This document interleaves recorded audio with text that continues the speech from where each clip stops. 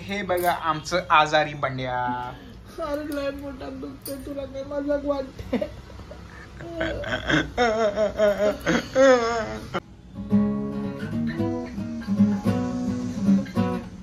Hello viewers, तर आज मी blog सुरू का करतोय, कारण का आज माझी मम्मी आजारी आहे. कॅमेरा पप्पांनी पकडलेला आहे. पप्पा का आज एवढ्या लवकर घरी, पप्पांनी आज घेतलेली सुट्टी, कारण का आज होती सोसायटीची मीटिंग आणि आमच्या घरी कोणाचं तरी डेथ झाली आहे, तर मग पप्पांनी पण सुट्टी घेतली. तर आज मेन विषय काय, तर मेन विषय असा आहे की मम्मी झाले आजारी. ओ माय गॉड, हे किती रेअर आहे. आणि हे बघा पाठून ती कमेंट पण करायला लागली. तर आज मम्मी एवढी फनी आजारी पडले की मी म्हणजे स्वतःला कंट्रोल नाही करू शकलो तिचा ब्लॉग बनवण्याचा. तुला हसू येते, तू आजारी पड मग मी पण हसेन. अशी आजारी पडले, एवढी फनी आजारी पडले. थांबा तुम्हीच बघा ती कशी आजारी पडले. हे बघा माझी मम्मी आजारी पडली आणि आजारी पडल्यावर ही औषध मागितलंय मम्मीनी, काला चाय थंडावाला. अरे नाही, पेप्सी म्हटलं मला खूप कसं तरी होतं आणि ऍसिडिटी चढली, पोटात पण दुखून येतंय. हसतोयस काय? तुला हसायला मी नाही हसत, हे हसतात तुझ्या. हसतोयस? लय दुखत. माझी मम्मी आजारी पडली. थांब, तू आजारी पड मी नाशिक. हे घे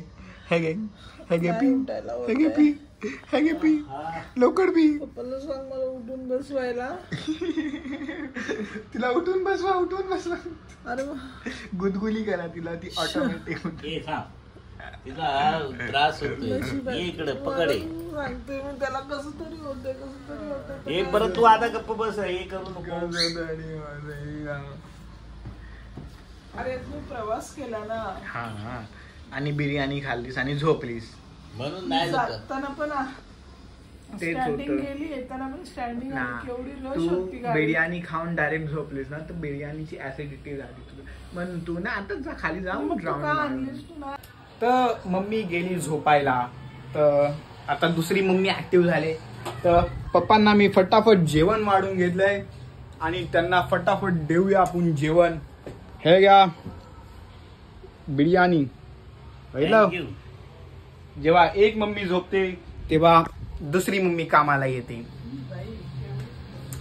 आता स्वतःला तर जेवण घ्यायचं बाकी राहिलं तर स्वतःला पण घेतो. काय देतेस पप्पांना? हे पेप्सी. पेप्सीत काय टाकलंस? काय हाड खोटारडा. पप्पा बिर्याणी कशी झाली? Very nice. मी नाही बनवले, रेडीमेड आणला नाही अर्णवनी. पण छान बिर्याणी. अच्छा, तुम्हाला आवडली ना? बस एकदम फर्स्ट क्लास आहे. ओके. हे काय तंदूर काय बोलतात तुम्ही या बिर्याणीला? तेच ते तंदुरी चिकन बिर्याणी. तंदुरी चिकन बिर्याणी छान आहे. हे बघा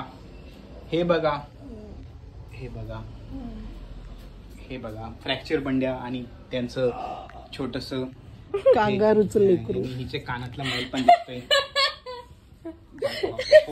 बाबू कांगारूचं लेकरू ना. कांगारूचं लेकरू. हा, पोटात शिरलंय कांगारूचं लेकरू. मी तिला म्हटलं मला कुशीत घे, तर तीच माझ्या कुशीत करते.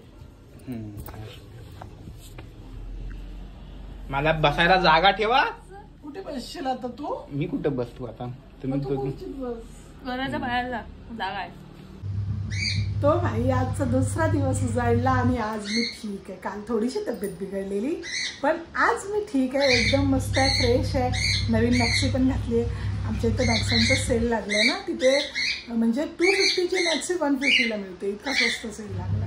तर तिथून सेलमधून मॅक्सी आणले, तर लगेच आज घातली. पण ए बाबा गप ना, उगाच मला ब्लॉग चालू असताना ओरडतात ही पोरं. असंच आहे माझ्या घरात.